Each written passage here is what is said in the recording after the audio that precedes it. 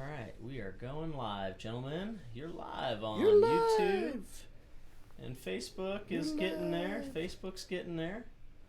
Facebook seems to also be live. Alright, welcome to the show, ladies and gentlemen. It is Church Chat this morning with Pastors Dan and Dave.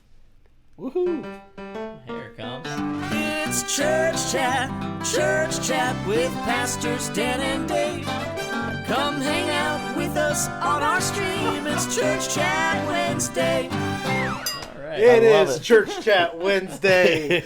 Welcome, everybody. I'm Pastor Dan. And I'm Pastor Dave. And we've got James Adkins over there doing all the really awesome stuff on the computer. On the ones and zeros. That's right. And he's making all the magic happen. And we're just glad that you are here with us. And getting a foot massage at the same time. And he's got this like epic foot massager. It's not from a person. It's like a machine. They're not lying. It's like a machine that's down there massaging his feet. So he's living his best life right now. It's about as good as it gets. Here you go. You kick it on there. Oh, you got it kicked on? You can hear it humming. That's congratulations. It looks like something you would get through a Sky Mall magazine. Yes. Doesn't it? Definitely, yes. Like, I feel like that's where that came from. It actually came from my mother, but she could have got it from a Sky Mall magazine. I don't know. Who knows? We'll have an update for you next Wednesday. But we're glad that you're with us. We're just going to be continuing to do these for a while. We're really kind of enjoying it. As we're not able to be together physically, we can at least be together virtually this way. Just spend some time talking about some of the issues and things that we're all dealing with right now during this time of quarantine, and trying to make the best of it.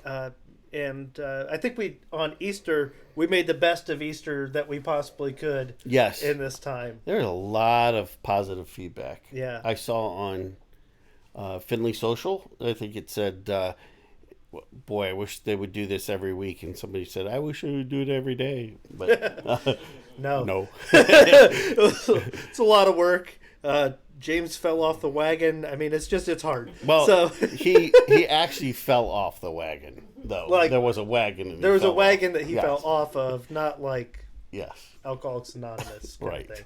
Yes. But My arms are very sore. I'm sorry. It's sacrificing for the Lord. But in case you missed it, we had a really awesome drive-in Easter service at Emory Adams Park. People are able to stay in their cars. FM transmitter. We just did the sound went right into your car, and man, it was a really awesome time. Bald eagle flying overhead. Yes, kept coming around. And we were trying to lure it so it would land on Pastor Dan's shoulder, but it just didn't happen. No luck. But yeah, really, really incredible time. Great to see a lot of people through your windshields that we haven't seen in a long time. And a lot of people from the community. And a lot of people from the community that came. Yeah. Jim Greer had a drone that was flying over, taking pictures, and he counted over 155 cars. That's great. So that was cool. Very cool. So, yep, glad we could do that. We probably will not be doing it again for a good long while, but we'll have the live online worship on Sunday mornings at 10:30 like we'd been doing in the past. And we'll just we'll kind of keep that ball rolling. But today our theme is going to be perseverance, which is something that we're all kind of having to do right now, is persevere through what is an unprecedented, difficult time. And it feels a little bit like, I know I've heard Dr. Acton say on the governor's daily briefings that it feels a little bit like Groundhog's Day, like that movie where you're just waking up and doing the same thing over and over again, and it gets kind of taxing. I mean, it gets hard. What's been your experience? Perseverance takes a new meaning for us. My father-in-law has been diagnosed with COVID-19 and is actually taken away to the hospital today. And my mother-in-law's been exposed, and a couple of my sister-in-laws, so they're going to have to be tested and quarantined. Apparently a healthcare worker in their home had it, and passed it on. So for us, spirits are down. Sure. Last two days, and so I think perseverance is going to take a new meaning. And your prayers are coveted. And by the way, my family and I have not been exposed in any way. We haven't seen them in a few months. So yeah, they're in like the Akron-ish yes, area. they're right on the border of Cuyahoga and Summit County. So Okay. 20 minutes from Akron, 20 minutes from Cleveland. Gotcha. So yeah, we'll definitely be in prayer for your family, and it hits home, right? Yeah. I mean, it's one thing when all of this is just something that's happening to other people, some other place that, and you don't know anybody, or I heard this friend of a brother, something like that. But when it's actually your family, Yeah, I mean that hits it a lot harder. well, he has some definitely a compromised immune system. So while he was still able to talk, we called last night and the boys talked to him and stuff. It was pretty emotional, but Sure. We just have to believe it's in God's hands, and it's in the hands of some skilled physicians. I mean, one thing good about Northeast Ohio is you have some of the best hospitals and the healthcare systems on the planet. So we'll see what happens. Right. Well, and hopefully you don't have family members that are dealing with this. Maybe you do. Maybe you're. I know I've heard from a couple of people who work in essential businesses, who work at Kroger or other places, and it's like, man, every day I'm going in feeling like I'm playing, Russian roulette with my life. And, is this the day when it all hits? Is this the day when, my luck runs out? And that can be taxing on you as well. Just like every time you're having to go out and experience these things, like just that fear that builds up over time. Right. And it's something that, it can really weigh on us. And so we wanted to kind of walk through that. And another thing, and we're going to be talking with Laurie Pullen from Hope House in just a little bit. It's a women's domestic violence shelter. Yes. And so one of the things that we know is that there's people who are in places right now who are quarantined at home where home is not a safe place.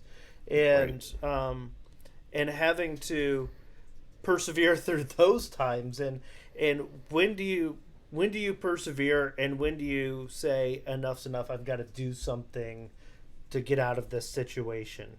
I think that'll be something I'll be interested to kind of hear from her, just how they've been experiencing a time where people are more and more, in confined spaces with one another. And we has domestic violence gone up? Yeah. Because of the tensions and things. I mean, and not to make light of it in any way, shape, or form, but I think we've all experienced that, being cooped up with your family, and maybe more importantly, your family being cooped up with you, it can be really taxing on relationships. Yeah.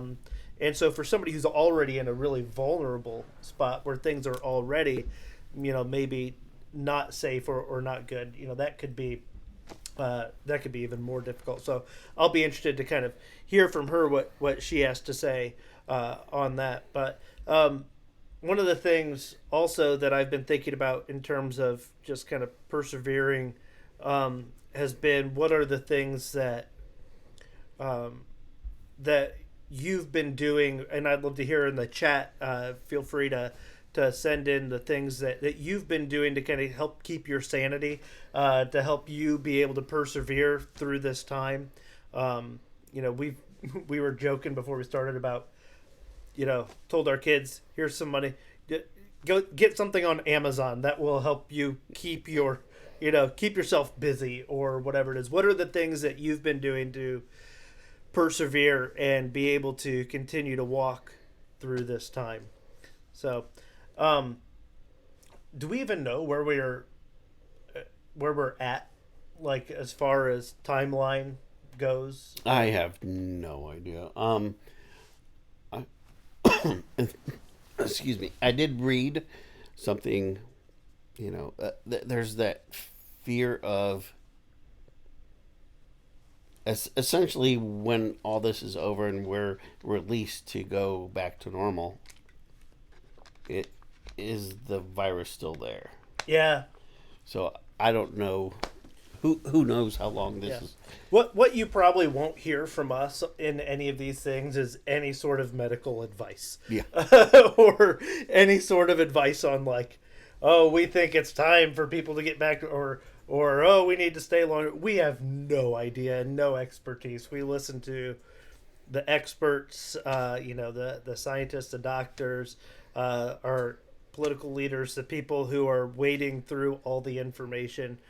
So our job, I think, is really to try to just help everybody have at least a little sense of normalcy. Yeah. And a little sense of just something to kind of break up your day and maybe give you some encouragement. So before we talk to Laurie, there's a couple of really important updates that we need to have from you. Okay. First of all, one of the ways I know that you've been persevering is by raising chickens. Yes. So we need an update. What has happened on the Charles family farm? So there are 4 new ones. 4 new ones. Okay. And it is Scary Spice, Posh Spice, Baby Spice, and Sporty Spice. Isn't there supposed to be a Scary Spice? There is, but we only have 4. Okay. But here's the thing, though. I didn't know with chickens, like, you can't just put them together. Yeah. So my hen house is like the Thunderdome right now. Just anytime one makes a move, they're just ready to put them in check. The old flock is ready to put the new ones in check. Like the whole time. Are you hosting chicken fights? Not yet. We'll say I think that's illegal, Dave. We'll say I would put money on Sporty Spice though. But yeah. We'll say that they are creating a pecking order. How's that? I did not know that. Literal pecking order. Yeah. All right. So that's important. Yes. The second thing, and I'm sure you can all see this, you're growing a beautiful quarantine stash. Well, I don't know about beautiful or stash. I started it Monday, so there's some stubble here. When's the last time you had a mustache? I was 31, so it like 2 years ago. And do you anticipate, as it comes in, an accelerated level of grayness? Well, that was why I got rid of the little Amish beard I had down here. Because when my son said, "You look very wizened," I'm like, I don't know what wizened means, but it sounds bad, so I'm going to shave it off. So never got a definition? Was he saying wise or I was thinking wizard? Gandalfish. Yeah. So either way, it's bad. And so I shaved it off. Wasn't what you were going for. No, I wanted, What were you going for? Well, I just had it forever, and so it was Dave. Okay. Yeah, so now... So it's important that I'm here for certain things, and for this I have looked up the definition. Oh, I want to know. Adjective, withered, or dried, shriveled, withered, shrunken, simple past tense. Yeah, anyway. Yeah, there you go. So that's not what you want. No. I doubt if those are not attributes that you aspire to. No. So I shaved it. But we're going to give it another run. See how far we get. I'm excited for the mustache. I'm a big fan. It was mustache or mullet. And I chose the mustache. Why not both? Yeah, true. Why not both? True. I had a wicked... Dave, this is what the people want. You could then drive NASCAR. I had a wicked mullet. It is somewhere buried on my Facebook page, but this needs to be unburied. Yes. What else are you doing with your time? Go find this picture. Raising chickens. Raising chickens. Absolutely. All right. Well, it's about time for us to give Laurie a shout here in just a minute. But again, if you've got any questions or comments, or if you have advice for Dave on how to grow a beautiful silky mustache, please feel free to comment. And I think that this is something that could really help people to persevere. Yeah, through the quarantine time is well, I want a daily update. We did have the Joe Exotic Grand Prix. We did. That was another way of doing that. Yes. Okay. Hello? Hello, Laurie. How Hi, are Laurie. you? Good, how are you? Good. This is Dan Metzger, and I'm here with Dave. Dave Charles. We met actually at the drive-in Easter service. That's right. Yeah, It was wonderful. good to Hi. see you. There, I'm new to Skype, so it took me a minute to... That's all right. We're all figuring out technology in new ways during this time. That's for sure. That's for sure. Well, we appreciate you coming on. We just wanted to take a little bit of time to talk about Hope House and some of the work that you do there. And so I guess my first question is how tell us a little bit about Hope House, and maybe how have you seen things change during this time of quarantine? Okay, so for those people who don't know, Hope House has we focus on rental assistance for people that are either homeless or in imminent danger of being homeless. They have an eviction notice, and so we have two locations. One is at the Family Center. That location is currently closed, and all of our case managers are taking turns working out of the transitional shelter, which is behind St. Mike's downtown. That transitional shelter can house up to 9 women and women with their children, and it is a home. So it is open 24/7. We continue to serve our clients, both the existing clients and new clients that have come to us and go through the process with our case managers. And so we've just had to make a few changes. So we do as little face-to-face as we can. The case managers have learned to use virtual resources, cell phone, email, where normally we would do a face-to-face intake. Now those are being done virtually as much as possible. We put some protocols in place at the shelter where, masks, washing your hands, don't stand too close together, those kind of things, and asking our families to do that as well. The families that come, the women, are they what's primarily their situation that brings them to the transitional shelter? So there's a myriad of problems, obstacles that perhaps the ladies have been facing. First of all, I do want to clarify we're not an emergency shelter. So we have other resources for emergencies. City mission, domestic violence is open arms. So we're for the ladies and their children who are homeless, but it's not. They have a process that they go through to make sure that this is the good fit for them. Because again, they're living with 8 other families. We have to make sure everybody is going to work together. Some of the ladies do come from a domestic violence situation, and that is stabilized, and they're now ready to have a place of their own. We've had ladies who have come to us because they have lost a job or had an illness. We've had clients in the past who are victims of trafficking. There are ladies that have been in recovery. Some of the ladies have children. Some of the ladies are by themselves. We've had some new babies over the past year come to our home. We've had some teenagers living in our home. So it's just a wide range of circumstances that bring people there. All of our programs work with case managers. So the ladies get training as far as educational sessions like cooking, parenting, finance, all kinds of things, so that they're well prepared when they leave the shelter to go back out into the world and be successful. And about 84% of our families a year later are stably housed. The pandemic led to an increase in requests because I know, there are some people who are facing some economic difficulties now, which could put a strain on them at home. More people are losing their jobs, that sort of thing. Has there been an increase recently? We have not seen a huge increase in calls yet, but we are absolutely anticipating that over the next few months. We really feel like that need is going to I'm not continue either. to. Oh, you don't hear me?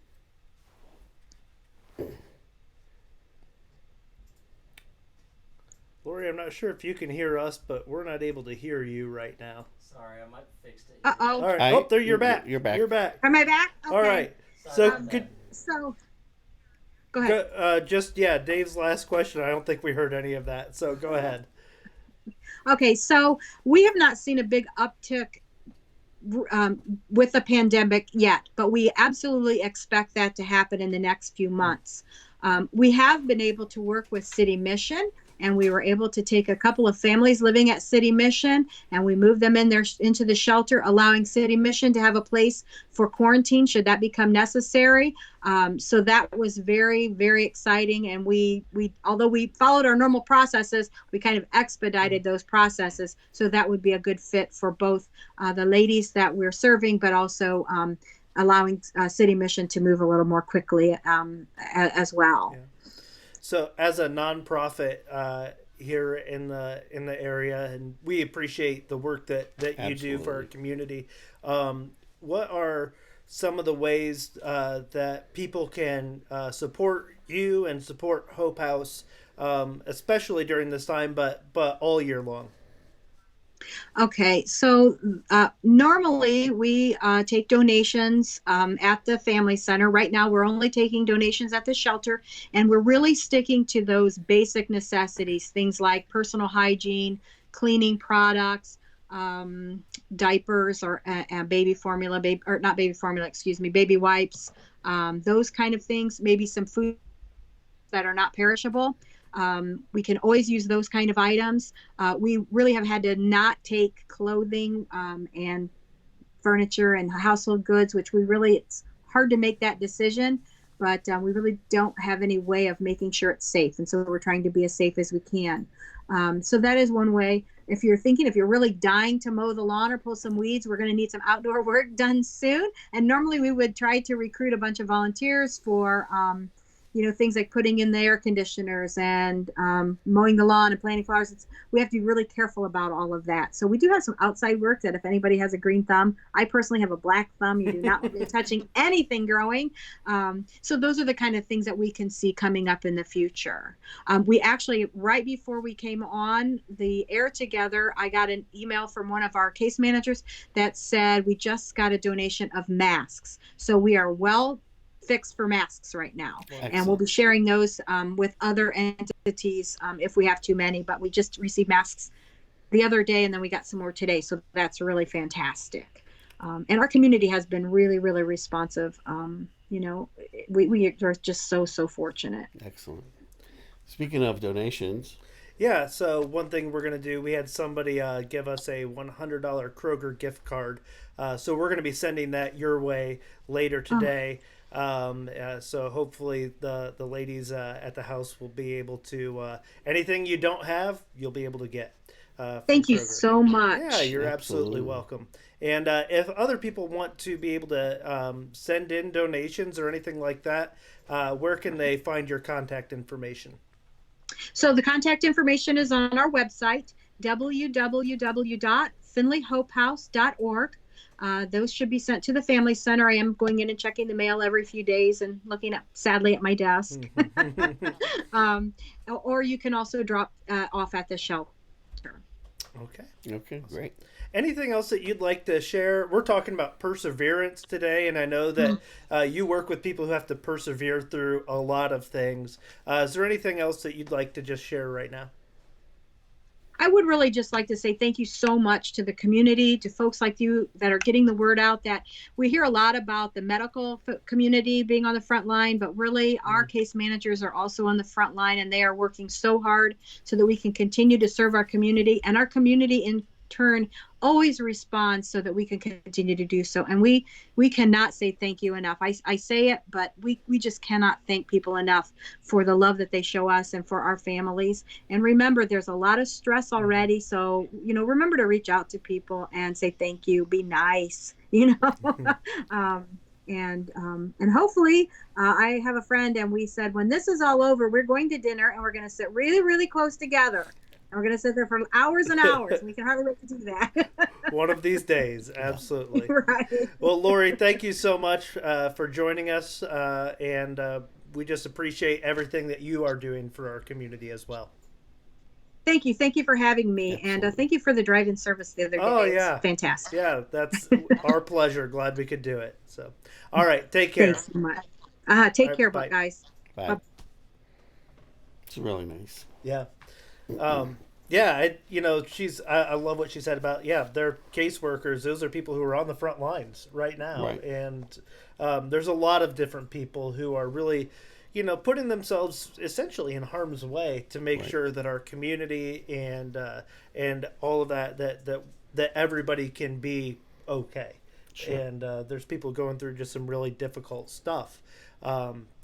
Things like domestic violence and financial issues, they're only heightened by all of this, and Sure. we need their help now more than ever. So as we were talking about perseverance and that this is what we're going to be talking about today, there were some scriptures that came to mind for me, and I just wanted to share these. So this comes from James chapter 1, not James Adkins, but the apostle James, who he was talking to the early church about they were going through some really difficult stuff. Now the things they were going through, it wasn't a pandemic. It was, it was persecution for their faith. For what they were going through, the Romans didn't like them, the Jews didn't like them, nobody seemed to like them, and it was a really, really difficult time. And so this is what James writes to the early church to encourage them. It says, "Consider it pure joy, my brothers and sisters, whenever you face trials of many kinds, because you know that the testing of your faith produces perseverance. Let perseverance finish its work so that you may be mature and complete, not lacking anything." So interesting to me, like that perspective. Like we look at these times of perseverance where we have to persevere as something that's really a bummer. That's really just something you have to get through. And he says, no, like embrace it, because what's happening during this time is that your faith is being made stronger. We use the analogy a lot of times of like your faith is like a muscle, and you have to exercise it for it to become stronger. And in times of perseverance, that's times of extreme exercise of your faith, where you're having to say, God, I need you to get me through this day. I can't eat another box of macaroni and cheese with my kids. I can't do it. I can't have them ask me a math question one more time. I can't stand to flip through the TV channels one more time in the afternoon and see that there's nothing on, or whatever. And those are small things. Yeah.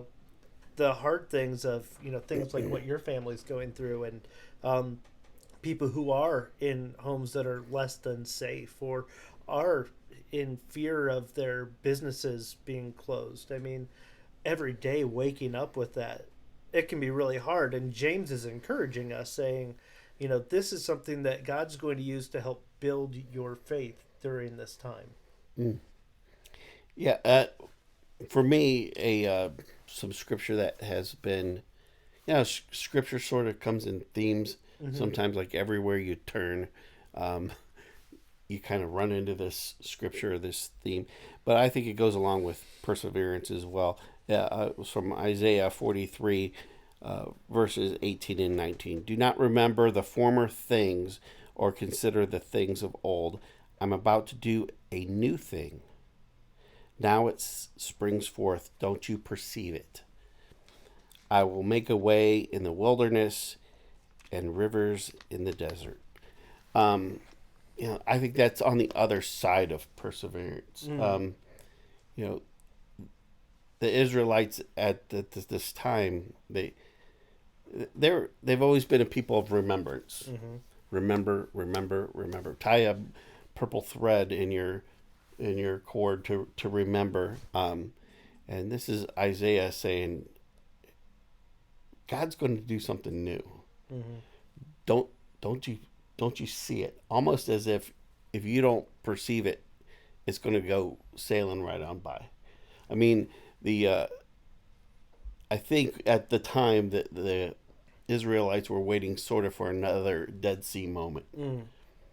God saved us this way, and this is how he's going to do it again. And Isaiah is saying, no, something new is going to come. Mm-hmm. And it's going to be interesting to see what God does with this new thing when we come on the other side of this. Because no matter what, life won't be the same. Right. We keep saying we're in a new normal. I think we're in a temporary normal. But we're probably not going to go back to where we were 6 months ago. Yeah. In a lot of ways. So it's going to be interesting to see what God does with this new thing that springs forth. Yeah.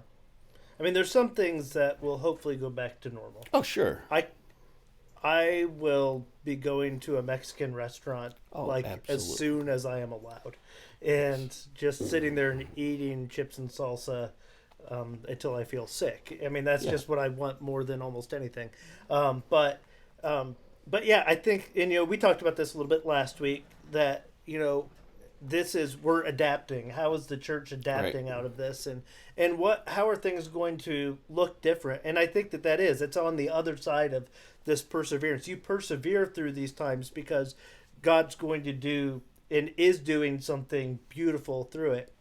And it even kind of ties in with what I was talking about in the Easter message I gave, where we were talking about quarantine and that it's a period of 40 days traditionally, and how many times we see 40 days in the scriptures, and how through those 40 days, God just changes the world in some way. 40 days and nights of rain for Noah on the ark, 40 days for Moses up on the mountain, 40 days for the Israelite spies in the promised land, 40 days of Goliath taunting David, 40 days of Jesus being tempted in the wilderness, and then 40 days after his resurrection that Jesus prepares the disciples to birth the church. After each of those periods of times, God was doing something beautiful in the midst of it, even though it was hard, even though it's something you had to persevere through, right? 40 days on the ark, no fun. It's 40 days of Goliath taunting, 40 days of Jesus fasting in the desert, no fun. But on the other side of it, it was God giving birth to something new. Yeah. For his people. Well, with all the prayer that's been going on, you keep seeing these groups and churches who are doing these, sit-in prayer things from a distance, but prayer things every day. And my one friend, Storyside Church, it's in the Bucyrus area. They were doing 21 days of worship. With all of these things and all this faith sort of being concentrated, how could something new and wonderful not happen?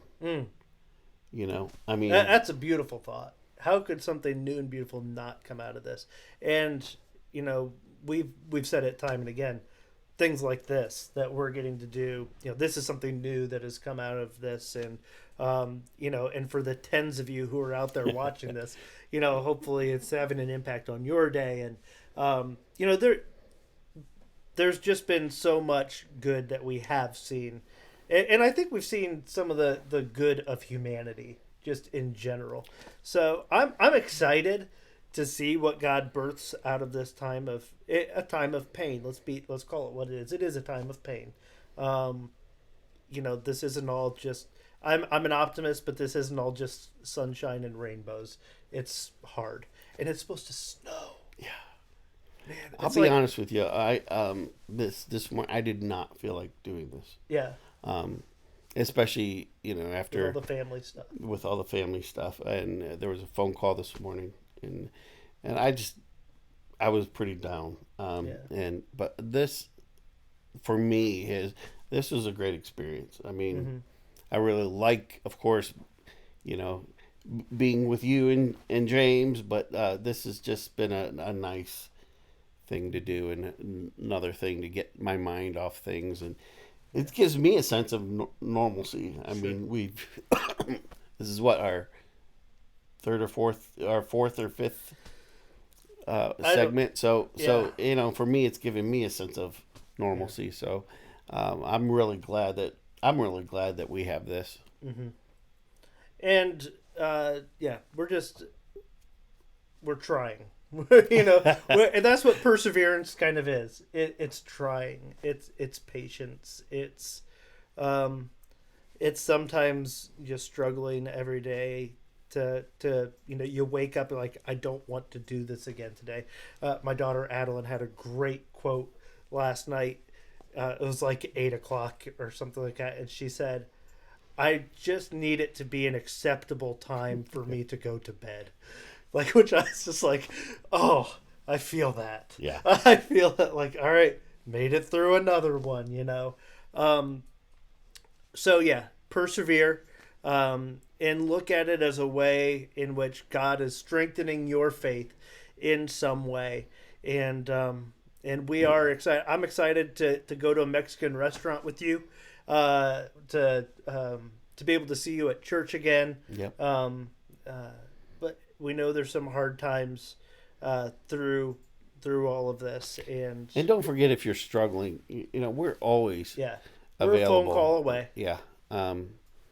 Would love to hear from you and talk to you, and we're always available. Yep, absolutely. James, anything you would like to add over there at the tech desk? It sounds to me like you're positioning for when all this is said and done, you want people to take you out to Mexican food. I didn't say that, but yes. Yeah. Fair enough. Yes. That's all I have to add. I think we should at least do a carry-in. Oh, man. At the church. Something. We're going to have the biggest St. Patrick's / Easter / pig roast, Cinco de Mayo, whatever celebration. Like, it'll be big. It'll be fun. It'll be huge. We're gonna throw it down, man. All right. Anything else? No. All right. No. Well, we'll let you guys go, and friends, we love you, and excited to see you again soon. Oh, a couple things to mention. I was supposed to do this at the top, and I did not. I am sorry, Corinne. Spark Kids Online. That video has been posted. Make sure you check that out. Grab your kiddos. That'll be a great thing for you guys to do together. So be sure to do that. And then we will be back here at 10:30 on Sunday morning on the YouTube and on the Facebook. All those things. Be sure to share those with others. We're starting a fun new series. I think it'll be fun.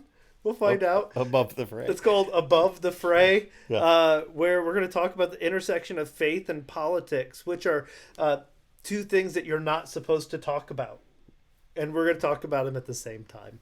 It'll be fun. There's a really fun video Holly and I made, if you haven't seen that yet. Well, really, it's going to be you start talking about it, and if it doesn't go well, I'll be the new senior pastor. Yeah. And I'll probably You'll clean up my mess. change the series. We'll see if I can make it through and still have my job. Yep. It'll be great. So, but hope that you will join us this Sunday.